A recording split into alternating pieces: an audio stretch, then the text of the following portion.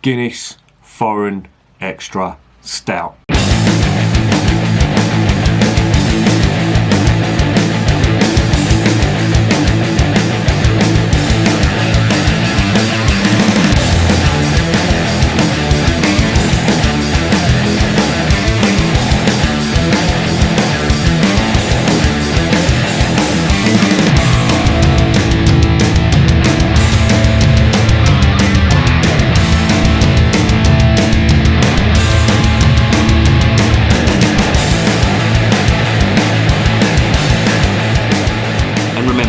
Life is too short to be drinking shitty beer. Welcome to another edition of Bands, Bikes and Booze Reviews. This stuff, Foreign Extra Stout from Guinness. What a history this has got. What is it? Well, it's a stout that was basically brewed for export, as the name sort of suggests. It was brewed for Irish immigrant workers in the West Indies. And it was originally called West India Porter, and the principle of exporting this was very similar to the principle that was used for India Pale Ale, i.e. high alcoholic content, lots of hops to preserve it on a long journey, and it would get to the West Indies and then they would, in barrels, in oak barrels, and then they would bottle it over there and sell it off. But it has taken off immensely since, well, 1801 I think was the first incarnation of West India Porter, and it was years later it was started to be called Foreign Extra Stout. But today this is massively popular in Africa. I think it's brewed in 13 African countries, all slightly different recipes. They use maize, and where they can't get the barley and the malt, it's substituted with maize. So what you taste over here is probably different to what you get in Africa. I've had it before, and it's really different to your average Guinness. For starters, the alcohol content is really high. It's 7.5%. Well, I say it's really high. It's higher compared to your normal Guinness, which is I think 4.8 or slightly less. This is actually this particular bottle, I think this has been imported. Well, it has been imported. I don't think it's been brewed over here. Just the ingredients here: water, sorghum malt. No, sorghum. I imagine that's a kind of sugar. Malt, barley, roasted barley, which gives it its colour. The roasted barley is what gives Guinness its dark colour, and there's gluten. There's hops as well. I think they use, is it IKE hops? I don't know what they are. Never heard of them before. Yeah, what does it say? Brewed to travel the world with more hops for a bold, intense, rich flavour. Serve chilled and drink in the beauty of Guinness Foreign Extra Stout. Drink in the beauty of Guinness Foreign Extra Stout. There's all the different importers. And this is brewed in the Far East, and they call it Black Dog. So if you ask for a pint or a bottle of Black Dog, you get handed one of these. And the reason for that is they had different labels on years ago when they were first exported. They had wolves' heads, dogs' heads, etc. I think they had a bulldog called Chop who was on one of the labels as well. But yeah, it's got a mad history, and people look at Guinness now and it's owned by, is it Diageo or something it's owned by? And you think, oh, it's just a boring macro brewed beer, but it's got such a history, and it's still brewed in Ireland, and they export the syrup to Africa, so they use syrup in it, and that goes off to Africa, and they brew it there. To be honest, I don't know whether I'd like to have a Guinness in Africa. With the maize and syrup and all that, I bet it gives you the hangover from hell. Anyway, I'm rambling on here. Let's see what is in the bottle. Well, dark malt, alcohol, a little tiny bit of hops on that, but it's all about the dark roasted malt, as you would expect from Guinness. And there's alcohol in there as well. Now it says serve chilled, and I've put this in the fridge for a while, and it's come out now quite cold. Now, of course, this is a macro brewed beer. It is a stout, And, you know, I'm not comparing this to a craft beer stout, because, you know, it's just brewed on such a massive scale. But there it is in the glass. It's got a beige head, 2-finger head, lots of carbonation, which is quite common in canned and bottled Guinness. Well, apart from the draft Guinness, obviously, but they use a hell of a lot of carbonation in that. Now, I remember, I don't think I've put it up, I did a review a good while back of bottled Guinness, original bottled Guinness, and I just didn't like it. There was the carbonation. I think Erdinger is probably the only beer that beats it on carbonation, and when you get beers that just taste like a fizzy drink in your mouth, I don't like that. But here it is in the glass. Let's get it up the nose. Yeah, more of the same. Roasted malt. And not a lot else, a little bit of alcohol. There's more in the bottle than there was coming out the glass. So, let's get it down the hatch.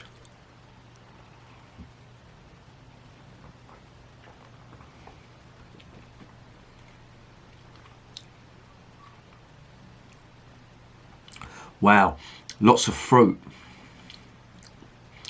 Big fruit on that. Dark fruit. There's some alcohol. And that dark, bitter. It's not coffee. It is bitter malt, roasted malt, which is coming from the roasted barley, obviously, that gives it this colour. Most of this, the malt they used, is pale malt or base malt, what you'd get in most lagers. There's a very small, well, I say there's a very small, it's about 75-25 in comparison to the pale malt. 75 pale, 25 roasted barley. So you don't need a lot of roasted barley to give it that colour. I mean, if I hold that up to the light, there's the faintest sort of hint of very, very dark brown at the bottom, but at the top, you just cannot see through that at all.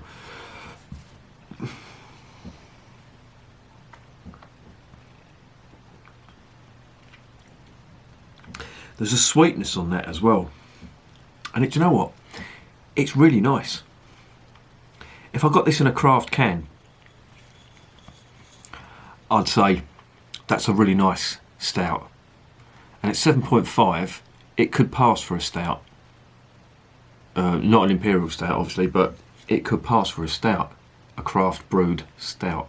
It's a 325ml bottle, so it's just under half a pint. But you know what? It doesn't taste bad at all. There is some of the alcohol in there. I could definitely get that. But do you know what? It is not bad.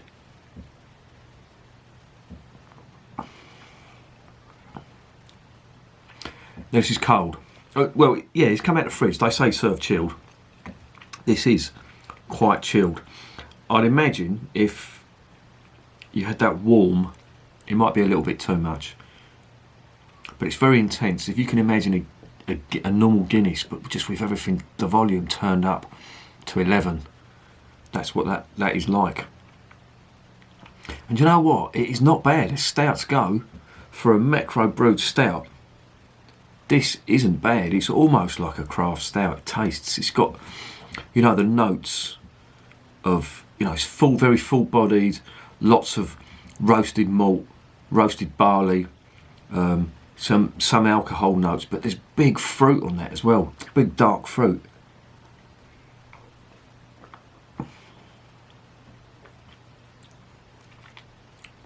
That's what you get in the mouth, and it's this. I think there's definitely some sugar in that.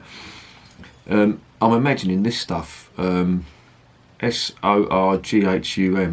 sorghum. Right, so sorghum is it's a cereal, and it's quite sweet. So that's been used for sweetening. Effectively, it's an adjunct.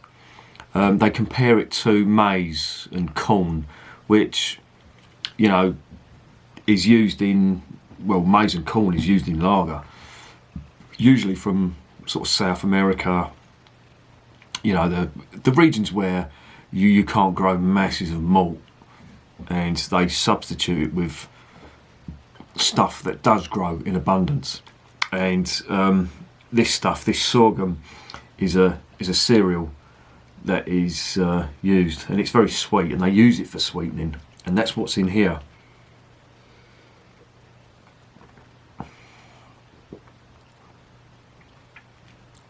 But it's nice, and do you know what I like about that? Is I just haven't, you know, just thrown a load of sugar in it like some brewers would do, or they throw in some kind of, you know, sweetener, the artificial type sweetener. This works really well, and the reason I like it is because, you know, it's macro brew. You do find this. I got this in the shop round the corner, and with this coronavirus, I'm going to have to be reviewing a lot of beers around the shop, because the supermarkets, you can't get in them. It's a fucking joke. People have gone mental. But yeah, I always knew this was good. I have tried this before, and I remember it being really good. And I remember thinking to myself, I must put a review of this up, because I tried the bottle Guinness and it was fucking shit. I should do a review of that, but it'll just be a rant. But this stuff, this is good. The foreign extra. I remember when I was at school, they used to call this Ghana Guinness, because Africa had such a big export, and there was a brewery opened up in there. But Nigeria, they brew it in Nigeria, but it's, for some reason, it got called Ghana Guinness. I don't know whether it was a local thing around London, but the West Indians that lived around Tottenham as well, they used to call it Ghana Guinness. And if you were drinking Ghana Guinness, you knew that was a real strong stout, or real variation on a normal pint of Guinness. And, you know, it was sold in bottles with high alcohol content. And you'd see most, and the thing is, where I lived in Tottenham, it was mostly Irish and Jamaicans, immigrants, and you'd see the Irish in the pubs, and they'd be drinking pints and pints of the normal, you know, Guinness on draft. And you'd go in, because the Irish and the Jamaicans had their own pubs there, and you'd go into the Jamaican pubs, if, you know, sometimes you took your life in your hands going into them pubs, but you'd see them all playing dominoes, and they'd be drinking this stuff out of bottles. You'd have the odd one drinking a pint, but it would be this stuff or rum that they'd be drinking, and playing dominoes. Yeah, that's going way back now. That's going back to the 80s, that is. But getting back to this, what would I give this? Well, considering this is a macro brewed beer, I'm not going to look into, you know, the background of, you know, Diageo. I think that's how you pronounce it.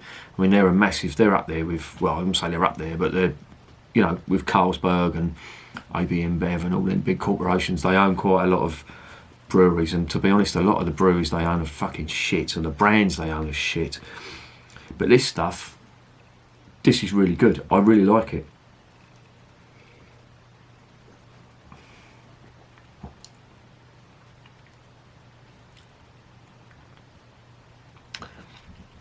It does taste macro brewed, but it's not bad. It's not bad. So what would I give it? Well, all things considered,